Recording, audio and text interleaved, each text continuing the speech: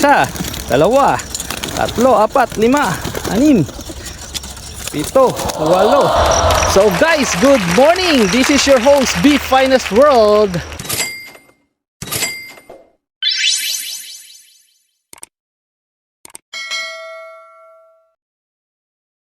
At guess what? Magtotro nga tayo ng ating mga ibon dito sa may parting Esitex or Tiplex. Tiplex pala guys, ito ang lugar na pinapunan natin ng mga ibon dito sa parting Gimba. So malalaman natin guys kung ano ang kakayahan ng mga ibon natin, kung sila lang ang itotro natin at walang mga kasama. So nandito tayo sa parting Esitex, no? At ayan, nandito tayo sa isang malaking billboard. So malalaman natin guys kung ating mga ibon ay makakauwi pa or makukumpleto pa sa mga pagkakataong ito dahil batang bata ang ating mga ibon. So let's wait and see.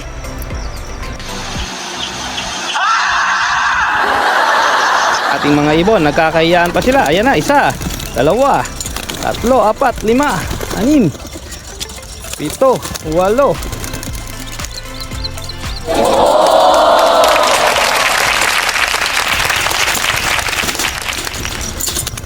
Alright. So ayan na ang ating mga birdie. Titingnan natin kung kaya nilang umuwi sa ganitong layo ng kanilang liparan, no? At dahil nga sa bago lang sila nakakalipad ng ganitong sila lang. So malalaman natin ngayon guys. Ayan, at pumapaimbulog na sila.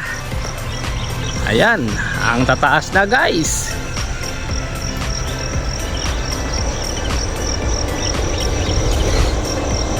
So dyan natin masusukat guys ang kakayahan ng mga ibon kapag sila lang. Ayan, humiwalay na ang isa. Maaaring nagbabadya na. Inakay pa man din ang isa na humihiwalay, no? So nasaan na ang ating mga birdie?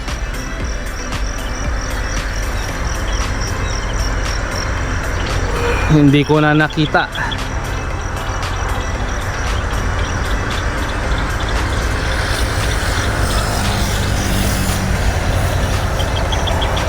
Ayan na nga guys, pumaimbulog na sila, napakatataas na nila, yan. So nawa ay makauwi silang lahat, no? At aabangan yan ng ating camera na nandun sa ating loft kung magtatagumpay ba tayo na makuhaan natin sila.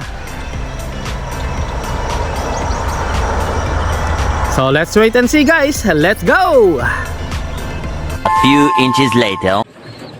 So nakarating na nga tayo guys mula sa Gimba na ating pinaghagisan ng ating mga warriors.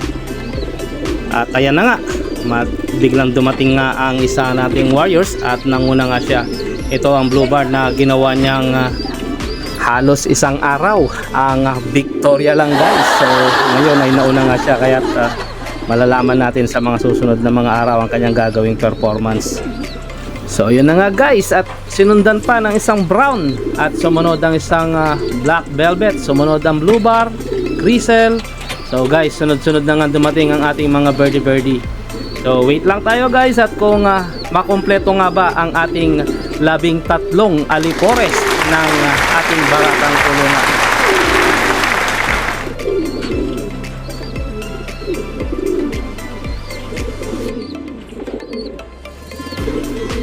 So take note guys, almost 20 minutes lang nilang kinuha ang Gimba, Nueva Ecija from Tarlac City. So medyo nagaganda na nga ang kondisyon ng ating mga birdie, kaya't effective ang ating ginagawang pagkukondisyon sa kanila sa pag-inom nila ng pula-puti na conditioning supplement.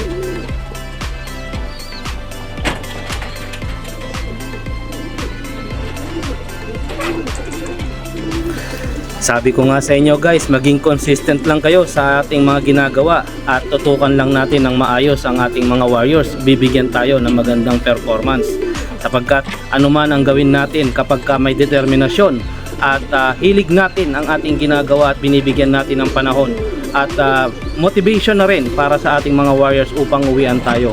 Sabi ko nga sa inyo, kapag ang ating mga ibon ay pinakawalan na mula sa isang throw point, hindi na sa atin ang ating mga warriors na ito. So ang motivation at ang conditioning ang siya magiging armas natin upang bumalik at maging atin pa ulit ang ating mga ibon.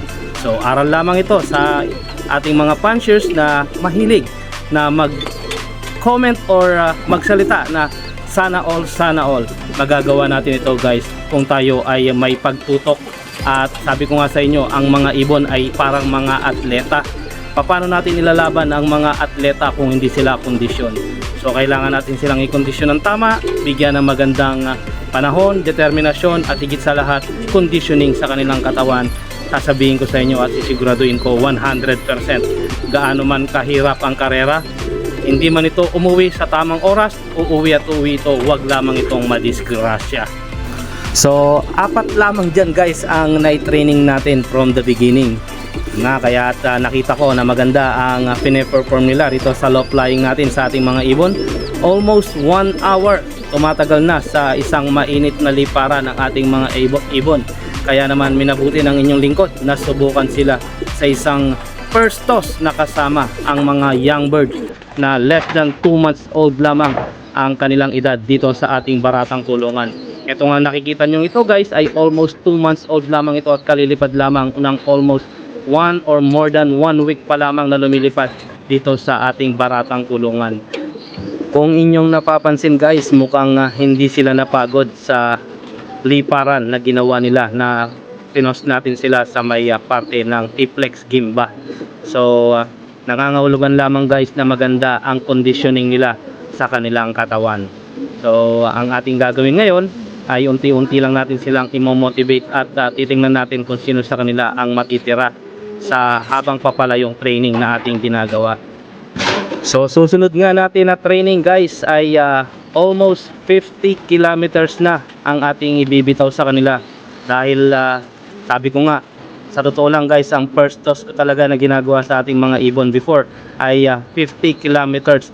Dahil alam ko sa radius na nililipad nila na pagkataas-taas ay kaya na nilang makita ang ganun kalayo. So motivation lang talaga at conditioning sa mga ibon ang susi upang tayo ay bigyan ng magandang performance at uwian tayo sa isang malayong karera ng ating mga ibon. Sabi ko nga sa inyo guys, walang maling sistema, walang maling conditioning sa ating mga ibon. Be sure lamang na tama ang ating ginagawang pagpokondisyon sa kanila upang sa ganun ay uwian din tayo ng tama ng ating mga warriors.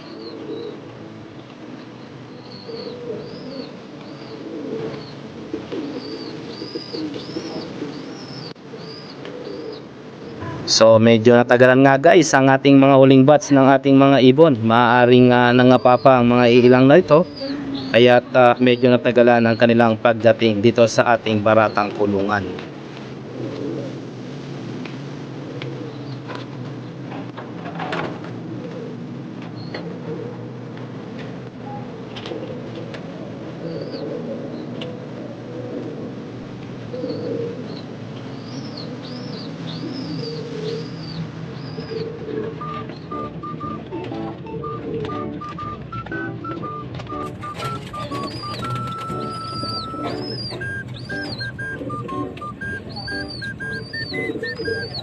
One eternity later.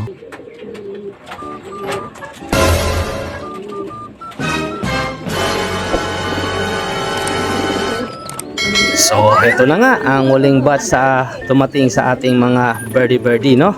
At ang pinakahuli nga ay ang checkered na ito na pinakabata sa lahat. So inikot niya muna ang buong paligid bago siya umuwi.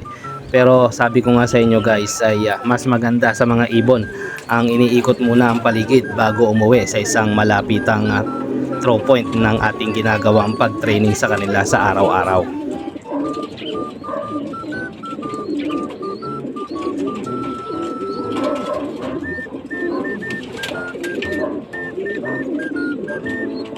Ayan na nga guys, meron kayang kulang sa ating mga birdie. So nandito kaya lahat. Nandito ang inakay, ang dalawang inakay na checkered.